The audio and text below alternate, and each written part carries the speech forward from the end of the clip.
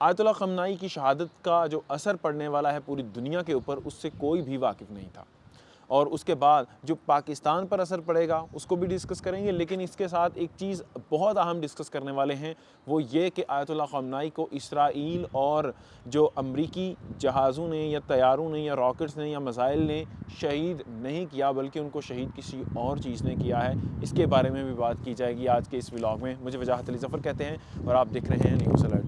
सबसे पहली चीज़ तो ये है कि पाकिस्तान पर आयतुल्लाह ख़amenei की शहादत का असर क्या पड़ेगा। पाकिस्तान में शदीद महंगाई होने वाली है और उस महंगाई की वजह जो है वो मैं आपको लॉजिकल भी बताऊंगा कि वो लॉजिकली किस तरह प्रूव है कि पाकिस्तान में अगले आने वाले दिनों में शदीद महंगाई होने वाली है। और दूसरी चीज़ आपके साथ फैक्ट एंड फिगर भी रख रहा हूँ। तो फैक्ट एंड फिगर रखते चलूँ तो सबसे पहले मैं बता दूँ कि जो स्टेट ऑफ हार्मूज़ है, ये एक ऐसा मुकाम है जहाँ से पाकिस्तान का तकरीबन कह लें कि 90% ऑयल गुज़र के पाकिस्तान तक पहुँचता है। इसके अलावा जो वो मुकाम है वहाँ से 40% ट्रेड पाकिस्तान की जो दरामदाद व बरामदाद होती हैं उस रास्ते से होती हैं।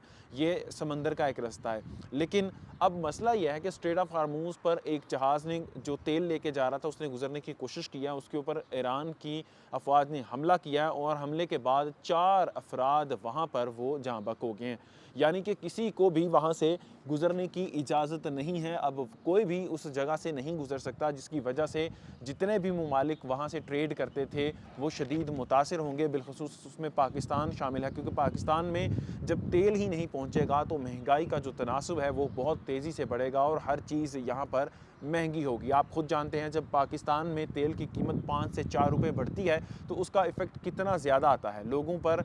उसका जो असर है वो इस तरह दिखाई देता है कि हर तरफ से कीमतें बढ़ना शुरू हो जाती हैं। सब्जियों में, फलों में, दालों में, हर तरह से कीमतें बढ़ती हैं और उसका असर लोगों में ये दिखता है कि आमदन तो बढ़ नहीं रही, लेकिन महंगाई बढ़ने से लोग मज़ीद गरीब होते हैं और शदीद मुश्किलात का शिकार होते हैं। अब आगे चलते हैं कि जो पूरी दुनिया पर असर आने वाला है आयतुल्लाह ख़amenei की शहादत का, वो ये है कि उनकी शहादत की वजह से ईरान ने हमला किया है और उसकी वजह से एक बड़ी प्रॉब्लम में पूरी दुनिया फंसने जा रही है।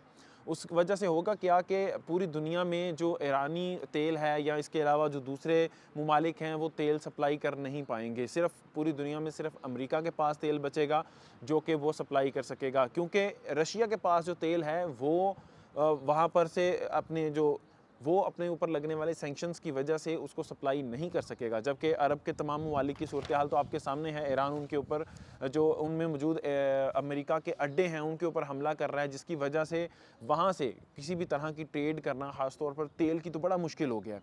और इस वजह से होगा क्या कि जो अमेरिका है वो मोनोपोली करेगा इस सारे सिस्टम में और तेल की कीमतें मज़ीद बढ़ेंगी। जैसे कि एक दिन में तेल की कीमत में 4% इजाफा हुआ है जो हाम तेल है, और जो तेल है जो फ़िल्टर्ड तेल होता है उसकी कीमत में 10% इजाफा हो चुका है। मैं आपको दादुशुमार बताऊँ कि जो ब्रेंट हाम तेल की कीमत में इजाफा हुआ है वो 5.79% हुआ है जो एक दिन में रिकॉर्ड किया गया है। जबकि कीमत में $4.22 फ़ी इजाफे के बाद 77.09 फ़ी बैरल हो गया। ये हाम तेल है, ये हाम तेल की कीमत मैं बता रहा हूँ। और उसके बाद जो 10% इजाफा होगा उससे $80 फ़ी बैरल तक जो है वो फ़िल्टर्ड तेल पहुँच जाएगा। इससे पहले इसकी कीमत $73 फ़ी बैरल थी, लेकिन अब वो $80 फ़ी। मैं दोनों में फ़र्क समझा दूँ कि खाम तेल होता है, फ़िल्टर तेल होता है। खाम तेल की कीमत में 4% इजाफा हो, जबकि फ़िल्टर तेल की कीमत में 10% इजाफा हुआ है। अब आगे चलते हैं, ख़amenei की शहादत के पीछे था कौन, उसकी शहादत हुई कैसे। ख़amenei जो कि ईरान के सेकंड सुप्रीम लीडर थे, 1989 में जब इस्लामी इनकलाब आया तो उसके बाद ईरान में सुप्रीम लीडर आए। उसके बाद ये दूसरे सुप्रीम लीडर ईरान के बने। इनके मुतल्लिक ये बताया जा रहा है कि इनकी शहादत के बाद 7 रोज़ा तातील और 40 रोज़ा सोग का ऐलान किया गया है ईरान की जानिब से। और जो इनको शहीद करने के लिए जो ड्रोन्स और जो इक्विपमेंट्स अमेरिका और इसराइल ने इस्तेमाल किए हैं वो इंतहाई ख़तरनाक थे। ये पहली दफ़ा कामीकाजी ड्रोन्स का इस्तेमाल किया गया अमेरिका की जानिब से। और इसमें सबसे बड़ी जो बारीक लाइन वो ये है कि जो आयतुल्लाह ख़amenei की लोकेशन थी वो डिस्क्लोज़ किसने की। यानी इतनी पक्की लोकेशन कि ये बंदे फ़लाँ फ़लाँ मौजूद हैं। मैं आपको बता दूं कि साथ में शहीद कौन कौन हुए हैं जो आयतुल्लाह ख़ामनेई के साथ उस वक़्त उस कंपाउंड में मौजूद थे। उनमें सुप्रीम लीडर के मशीर आली शमहानी, इनकलाबी guards Mohammad Pakpour, chief of army staff Abdul Rahim Mousavi, वज़ीर दिफ़ा अज़ीज़ नसीर ज़ादा। ये वो लोग थे जो उस वक्त मीटिंग में मौजूद थे और जब ये अटैक हुआ है तो ये भी साथ ही शहीद हुए। अब ये सारा मुआजरा था क्या कि किसको पता था कि इतनी सारे जो आला क़यादत है वो एक ही जगह पे मौजूद है और अगर इस वक्त इन पे ऊपर अटैक किया जाए इनको निशाना बनाया जा सकता है।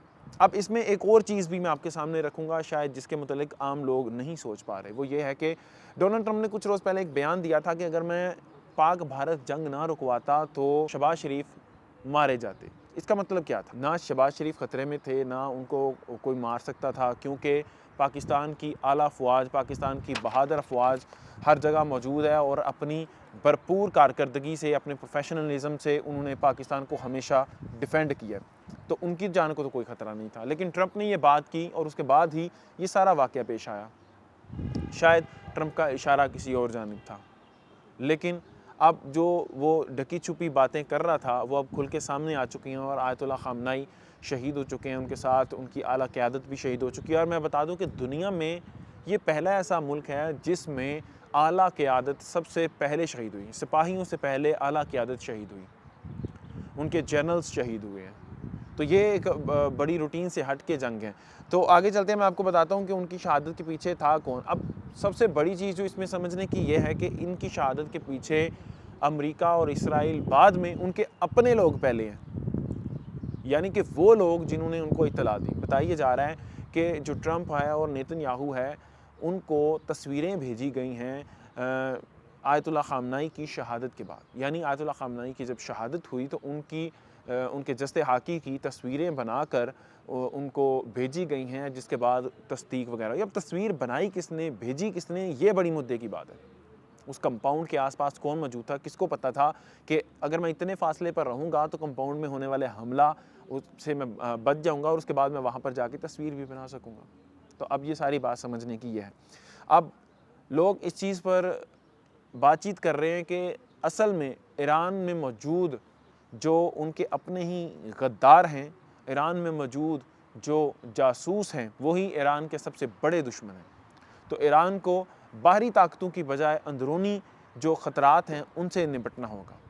अगर वो उनसे निपट लेंगे तो बैरूनी ताकतें उस जंगजू कौम को कभी भी हरा नहीं सकती। शहादत की आदि इस कौम ने हमेशा शहादतें दी।